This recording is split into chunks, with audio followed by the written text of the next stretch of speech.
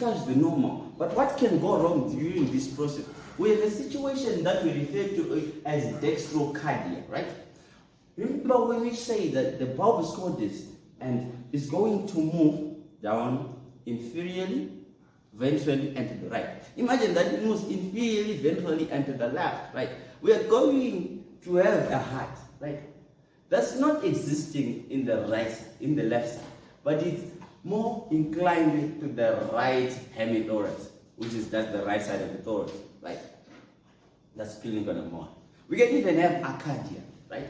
Acardia, whereby we are saying that there is no heart, but then this is soon followed with death, imminent death, right?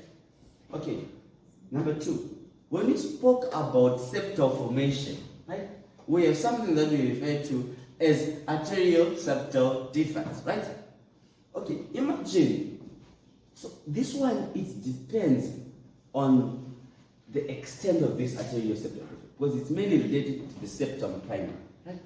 So when the septum, when we are forming our septum primer, assumption is that this septum transform, when we form the ostium secundum, it becomes a very large cavity instead of being the normal small one, and it's difficult to close it, right?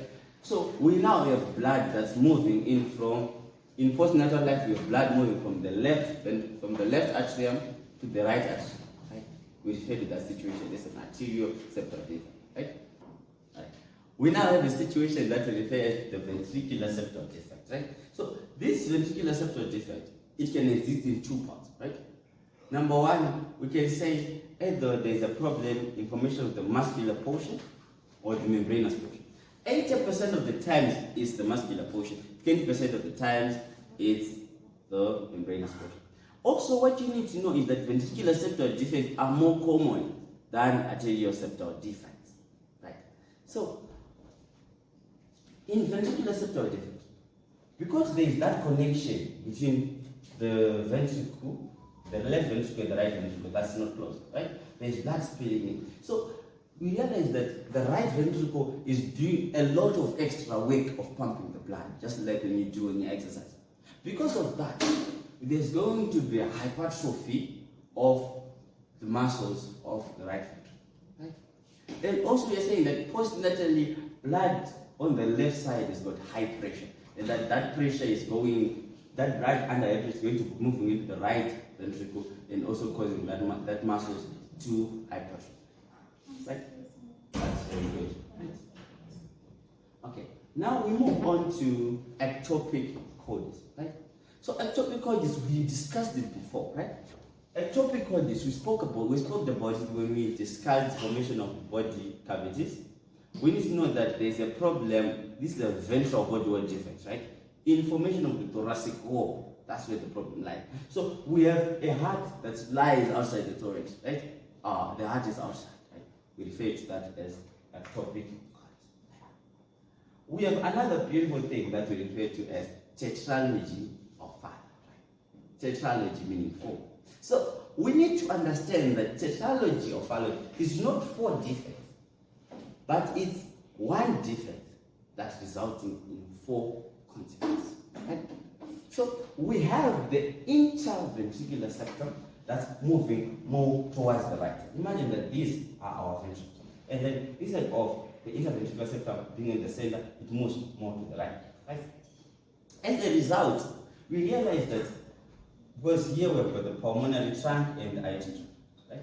So we realize that if we move here, we are actually moving more to the left, to the right. That means that the pulmonary trunk will actually become small.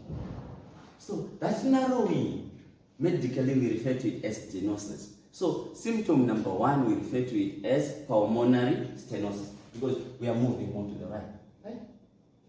Number two, because the interventricular septum has moved to the right, right?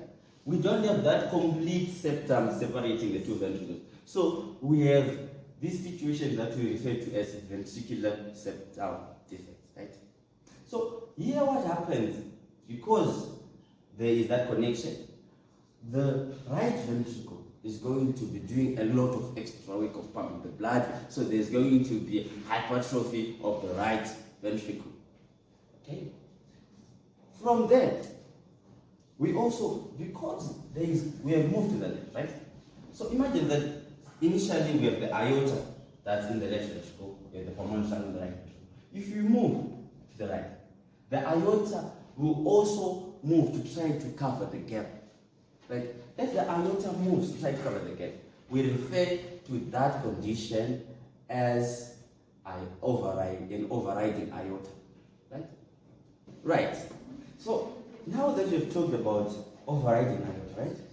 So what happens is that there is cyanosis, right? It's a symptom of this.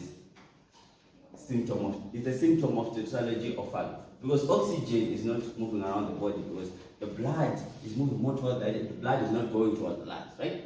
So what you notice in patients or in infants that have got this tetralogy or falot, right?